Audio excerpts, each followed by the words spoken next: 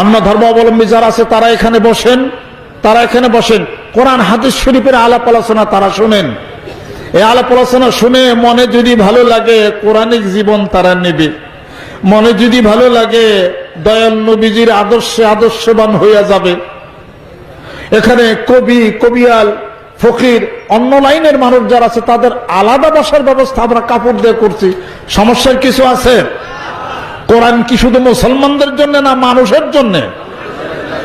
বুঝতে হবে এটা। কোরআন যদি কোরআনুল কারীম আল্লাহ পাক পারতেন আসমান জমিন বা অন্য পাহাড়ের উপরে কোরআন ঝুলাই দিতেন। আল্লাহ পাক বলে নাজিলই তো করছি মানুষের উপরে। জোরে কোন সুবহানাল্লাহ। অতএব কোরআনের কথা, হাদিস শরীফের কথা, এই শাশ্বত বাণীর কথা, হোক হিন্দু হোক অন্য ধর্ম যে কেউ হোক না কেন, তারা শুনবে, আলাপ আলোচনা শুনবে, মনে ভালো লাগলে ইসলাম গ্রহণ করবে। জোরে কোন সুবহানাল্লাহ। আমাদের সঙ্গে বসে আলাপ আলোচনা করে জিকির আজকার করে অনেক মানুষ, অনেক হিন্দু ধর্মের অনেকে আছেন তারা বায়াত গ্রহণ করে জিকির আজকার করে মুসলমান হয়ে গেছেন। 5 ওয়াক্ত নামাজ পড়েন বা জামাতে দাঁড়িয়ে রাখছেন, মাথায় টুপি রাখছেন। অনেকে দাঁড়িয়ে দেখাইতে পারে কিন্তু দরকার নাই। আমার গাড়ির ড্রাইভারই তো হিন্দু ছিল। রফি আছে নাকি? আরো কেউ আছেন? 1-2 জন, সবাই খারেন না, একটু দেয় আমার গাড়ি। ওই দেখেন কই ওই বলদারান নাজিম, স্বপন, বাবুল, আপনার নাম কি? আব্দুল গফুর সাতক্ষীরা, অন্য ধর্মের। মোহাম্মদ রেফায়েত হোসেন আমার গাড়ির ড্রাইভার। পূজা টুজা করেননি? পূজা যারা করে তাদের সমালোচনা আমরা করি, আমরা ওগুলোর মধ্যে যাই না। কিন্তু কোন ব্যক্তিকে, কোন হিন্দু ধর্মের কোন ব্যক্তিকে আমি প্ররোচনা করি নাই আপনার ধর্ম ভালো না খারাপ, ইডা ওডা হ্যান ত্যান, কি ঠাকুর বানাইছেন, ঠাকুর বানাইলেন, পূজা করলেন, সেজদা দিলেন, তার আবার উক্ত করে পানির মধ্যে গায়ে এখানে থুইলেন, অমুকটা তমুকটা, হিডা ওডা হ্যান ত্যান, কলা মলা দিলেন, হে কলা খাইলো কনে, হে কলা খাইছে, আপনি দেখছেন নাকি, ভিডিও করে রাখছেন নাকি? এই সমস্ত নানান কথা বলে সামাজিক একটা উত্তপ্ত পরিবেশ সৃষ্টি মানিকগঞ্জের দরবার শরীফ কখনোই করে না। আমরা মানবতার কথা বলি, মানবতার কথার প্রেম এবং ভালোবাসা প্রচন্ড গতির সামনে বাংলার জমিনের বুকে বিভিন্ন জেলার হিন্দু সম্প্রদায়ের যারা আছেন তারা আমাদের মাহফিলে বসেন, তারা কোরআন হাদিসের কথা শুনেন, উদারতার মহত্বতার কথা শুনে তারা ইসলাম ধর্ম গ্রহণ করতেছে। সুবহানাল্লাহ। ওই দেখেন আমার গাড়ির ড্রাইভার, এর নাম ছিল প্রেম কুমার, এখন নাম হলো মোহাম্মদ রফি। তার মা এবং বাপ এরা আসতেছে দরবারে। ওই জীবন কুমার শীল 2-1 মাস পর পর আমার মাথার চুল আবার সেই কাটা দেয়। জুব্বা পড়ছে, দাঁড়িয়ে রাখছে, জিকির আজকার করে, নামাজ পড়ে, কাম শেষ। অসাধর ভাই আছে বাবুল, এগুলো পিছনে কারণ আছে।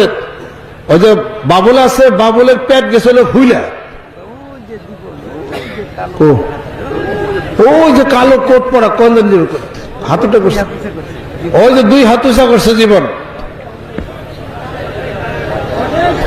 ওই যে 2 হাত উঁচা করছে, যে সাদা সাদা পাঞ্জাবি পরা, ওই যে 2 হাত উঁচা করছে, স্টেজ সোজা 2 হাত উঁচা করছে,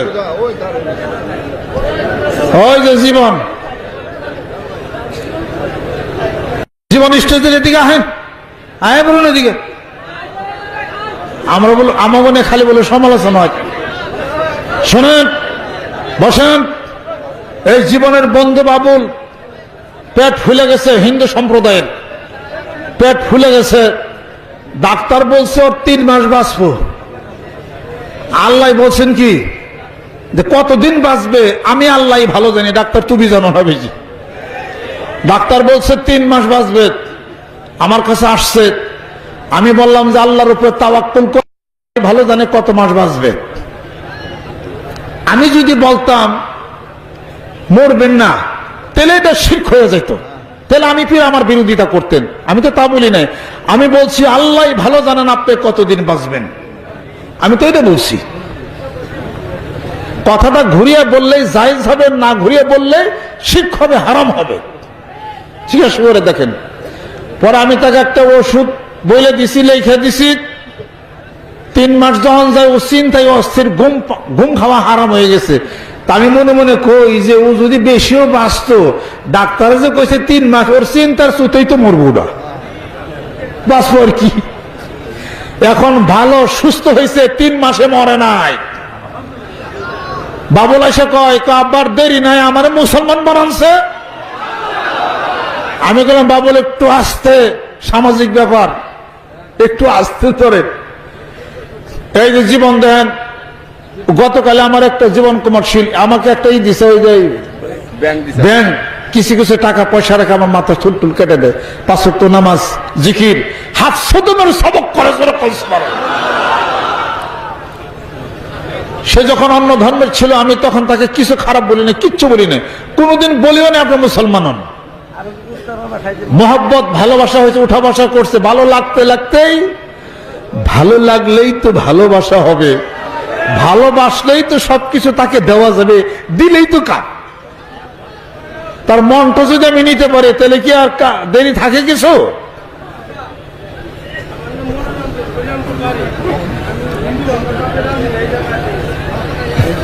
হরিরামপুর বাড়ি, মনোরঞ্জন না, উনি আবার টুপি মাথায় দিয়ে ঘুরতেছে।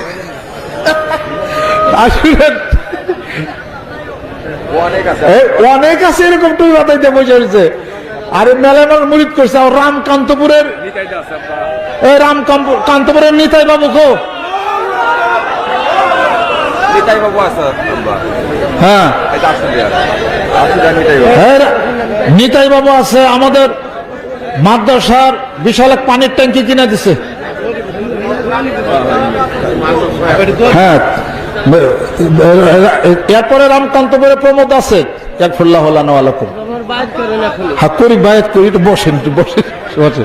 সিস্টেম আছে তো। হ্যাঁ, এই প্রমোদ ভালো না, রামকান্তপুরের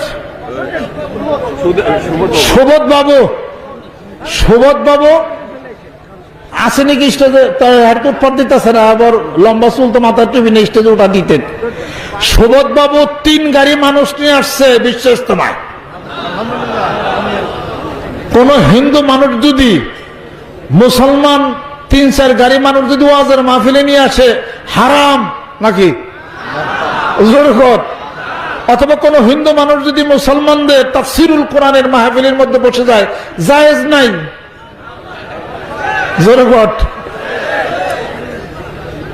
নিতাই বাবু আসছে, চলে গেছে। নিতাই বাবু কত মানুষ এনে মুরিদ করছে। টেকনাফ থেকে 5 জন নিয়ে এসে নিতাই বাবু। এরপরে ওই যে নীলগঞ্জের হলো কি যে নীলগঞ্জের কি বাবু জানি, ভুলে গেলাম। হ্যাঁ, হাসপাতাল শুনেন, নীলগঞ্জের আরেক হিন্দু ভদ্রলোক পাও, হ্যাঁ পরিতাস, নীলগঞ্জে উনি অ্যাক্সিডেন্টে ওনার পাও, ডাইন পাও একবার মানে আড্ডি ঘুরে হয়েছে। পরে হাসপাতালে গেছে, ডাক্তারের কাছে ঠ্যাং কাটন লাগবো। তো ওই পরিতোষ বাবু বলছে কি, আমি ঠ্যাং কাটন না, আমার গুরুদেব আছে। এরা তো হিন্দুর আবার গুরুদেব কয়, গুরুদেব আছে। কয় আমার গুরুদেব কারা? কয় মানিকগঞ্জের বিশ্ব।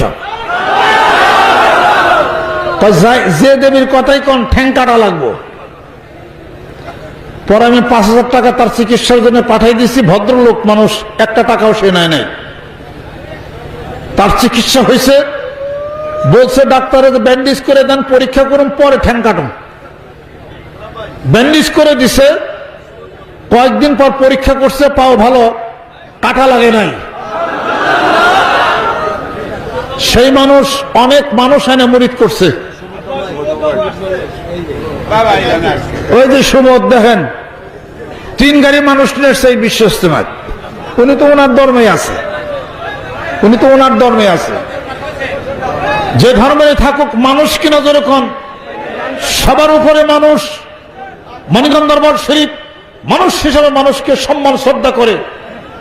কারোর ধর্ম, এই যে আরেক হিন্দু ভদ্রলোক, উনি বসা, উনি আসছেন, কি নাম? রতন বাবু, রতন দাস, নিতাই বাবু, রতন দাস, সুবোধ বাবু, শ্রবণ কুমার, মাধব বাবু, তার বাবুল বিশ্বাস কতগুলো শুনবেন? সাধন কুমার দাস এখানে বসে আল্লাহ পাকের জিকির করে। শোনেন, ইসলাম সন্ত্রাস দমনের জন্য আসে নাই, ইসলাম আসছে শান্তি প্রতিষ্ঠার জন্য। শান্তি প্রতিষ্ঠা হলে সন্ত্রাস দমন বন্ধ হয়ে যাবে। ইসলাম অন্যান্য ধর্মের ক্রিয়া অনুষ্ঠান, কার্যকলাপ, কৃষ্টি, কালচার, সিভিলাইজেশনের সবটুকুকে অনুমোদন করে না। তবে ইসলাম অন্যান্য ধর্মের উপরে সহনশীল। এই বাংলা কথা মুখস্থ করতে হবে, সহনশীল। এ কথার অর্থ কি? সহনশীল মানে মুসলমান হয়ে অন্য ধর্মের উপরে নির্যাতনে স্টিম রোলার চালাইতে পারবেন না। প্রতিবেশী থাকলে তার হক আদায় করবেন। এগুলো হলো মানবিক অধিকার। ইসলাম দেশে মানবতার অধিকার, ইসলাম দেশের সাম্যের অধিকার। ইসলাম গিবত শিকায়ত করে, মারামারি, কাটাকাটি, হানাহানি বাজে রক্তপাত করবেন, ইসলাম তার বিরোধিতা করেছে। মানিকগঞ্জ দরবার শরীফের নেতৃত্বে বাবরি মসজিদকে কেন্দ্র করে নিয়ে সারা বাংলাদেশে বহু ঠাকুরের মাথা ভাঙ্গাভাঙ্গি হয়েছে, বহু ঘর ভেঙে ফেলা হয়েছে। মানিকগঞ্জ দরবার শরীফের নেতৃত্বে আমরা বলেছি সহনশীল হয়ে যাও মানিকগঞ্জবাসী, চুপ থাকো। বাবরি মসজিদ ভাঙছে, এটাকে আমরা অনুমোদন করি না, কিন্তু সেই জন্য বাংলাদেশের সমস্ত মন্দির ভাঙলে সমস্যার সমাধান হবে না। যারা ভাঙছিলেন, ছাপটা করছিল মন্দির, খড়ির বেড়া ছিল, ভেঙে ফেলছেন, ভালো কথা। এখন কি খড়ির বেড়া আছে না বিল্ডিং? তাহলে সমাধান কি হলো বলেন? অতএব ইসলাম সহনশীল, মানবতাবাদী শিখায়, সাম্য শিখায়, সম্মান শিখায়, শ্রদ্ধা শিখায়। যেরকম সুবহানাল্লাহ। বসে যান। মসজিদ নববীর মধ্যে এক ব্যক্তি এসে প্রস্তাব করা শুরু করছে দাঁড়াইয়া।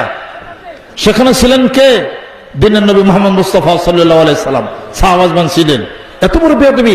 আল্লাহর নবী আছে আর দাঁড়িয়ে প্রস্তাব করতে মসজিদের মধ্যে। ইয়া রাসূলুল্লাহ, হুকুম করেন, কল্লা রয়ে দেয়।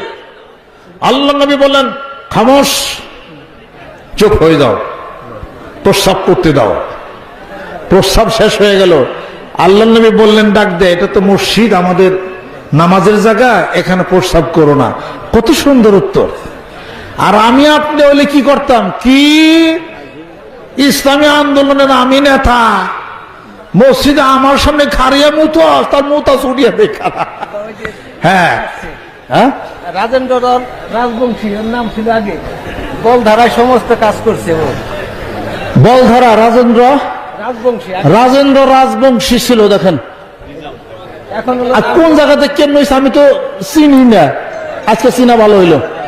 রাজেন্দ্র রাজবংশী দেখেন মাথায় টুপি দেওয়া, জুব্বা পরা, জিকির করে আল্লাহর ওলিতে পরিণত হয়ে গেছে। আপনি সত্তর বসেন, আপনার ওনারাই গাইব। এই রাজেন্দ্র রাজবংশী না?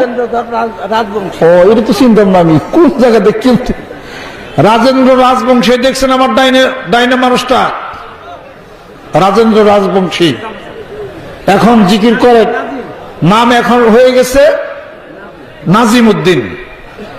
জোরে কোন সুবহানাল্লাহ।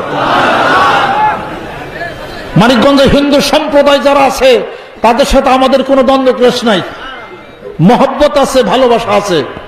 তবে ইসলামে কোরআন সুন্নাত বিধান মতো আমি আপনাদের খেদমতে, আপনাদের বসেন, আপনাদের খেদমতে আরজ করতে চাই। আল্লাহ নবী সাল্লাল্লাহু আলাইহি সাল্লাম বুঝিয়ে দিলেন, লোকটা বুঝে গেল। আমরা হলে তারে পিলকি মাটিতে না ফিটে, জোরে কন। আল্লাহ নবী ভালো করে বুঝাই দিলেন। লোকটার অন্তরের মধ্যে ইনকিলাবের সৃষ্টি হয়ে গেল। বাড়িতে যাইতে পারে নাই। বাড়িতে যাওয়ার আগে অন্তরের মধ্যে মহব্বত, প্রেম, ভালোবাসা আল্লাহ নবী আল্লাহর বন্ধুর জন্য এসে গেল। মনে মনে ভাবতেছিলেন, এমন মহামানব তিনি, আমাকে যদি ইচ্ছা করতেন মারতে পারতেন, আমাকে না মেরে ভালোবাসায় বলে দিন এই মানুষটার কাছে আবার যাইতে হবে। জোরে করুন সুবহানাল্লাহ। নবীর দরবারে আবার হাজির হয়ে গেল। আল্লাহ নবী বলতেছেন, ফিরে আসছো কেন? আল্লাহ নবী তো বুঝতে পারতেছেন। লোকটি বলতেছেন, হুজুর আমার ভুল হয়ে গেছে, ইয়া রাসূলুল্লাহ, আমাকে মুসলমান বানায় দেন। আল্লাহ নবী বলতেছেন, পড়ো লা ইলাহা ইল্লাল্লাহু মুহাম্মাদুর রাসূলুল্লাহ। তাইফের জমিন, তাইফবাসীরা বৃষ্টির মতো প্রস্তর আঘাত করলো আল্লাহর নবীর শরীরের মধ্যে, ক্ষত বিক্ষত হয়ে গেল তার দেহ। আল্লাহর নবী আকাশের দিকে একবার তাকান, আর পেছনে ফিরে ফিরে তাইফবাসীদের দিকে তাকান। তাইফবাসীদের দিকে তাকানো তাইফবাসীরা বুঝতে পারলি না হেদায়েতের জন্যই আসছিলাম। আর আসমানের দিকে তাকান, আল্লাহ যেন কোনো গজব নাজিল না করে দেন। এই ইতিহাস, ইসলামের ইতিহাস পড়লে দেখা যাবে কত বড় মানবতাবাদী, কত বড় সাম্যের মানুষ ছিলেন আল্লাহর নবী। আজকে ওই সাম্য থেকে, মানবতা থেকে আমরা অনেক দূরে। এই জন্য সমাজের বুকে এত মারামারি হচ্ছে। যেরকম ঠিক কিনা? মানিকগঞ্জ দরবার শরীফ সেই সাম্যের কথা, সেই প্রেম, শ্রদ্ধা, ভালোবাসা, হিকমতের কথা বলে আজকে বিশ্বস্তবার আয়োজন জোর করছে। আপনাদের খেদমত আমার আরো। আসেন, যে কোনো দরবার, যে কোনো পীর সাহেব, যে কেউ হন না কেন, আমাদের যত খারাপ যা কিছু বলবেন আমরা বলবো আলহামদুলিল্লাহ। সমস্ত প্রশংসা আল্লাহর জন্য। তার কারণ কেউ সমালোচনা করলে আমার ধৈর্য আছে কিনা এটারই পরীক্ষা হবে। আর এই ধৈর্য ধারণ যদি করি, ইন্নাল্লাহা মা'আস সাবিরিন, আল্লাহ ধৈর্যশালীদের শিলদের সঙ্গে থাকবেন।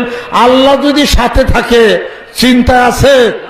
এরশাদ হচ্ছে কোরআনুল কারীমের মধ্যে, ওয়াসবির হাত্তা ইয়াহকুমাল্লাহু ওয়াল্লাহু খায়রুল হাকিমিন। যেরকম সুবহানাল্লাহ।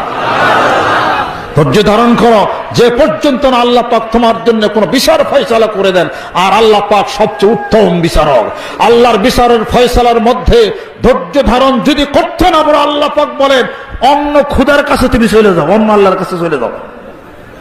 আমি আপনাদের খেদমত আরজ করতে চাই, আসেন মানিকগঞ্জ দরবার শরীফের নেতৃত্বে যত দলমত যারাই হোক না কেন, যত খারাপ, যত গীবত, যাই কিছু যেটাই বলুক না কেন, আমরা বলবো আলহামদুলিল্লাহ।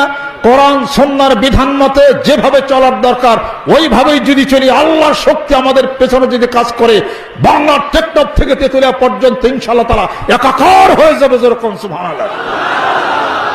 সম্মানিত উলামা একরাম, সম্মানিত সুধী, আল্লাহর খাস বান্দা রাসূল খুদা সাল্লাল্লাহু আলাইহি সাল্লামের উম্মত আমরা যারা আছি, আল্লাহ পাক আমাদেরকে কবুল আর মঞ্জুর আল্লাহ পাক যেন করে নেন। রহমত বরকত আল্লাহ পাক যেন আমাদের উপরে বেশি বেশি বর্ষণ আল্লাহ পাক যেন করে নেন।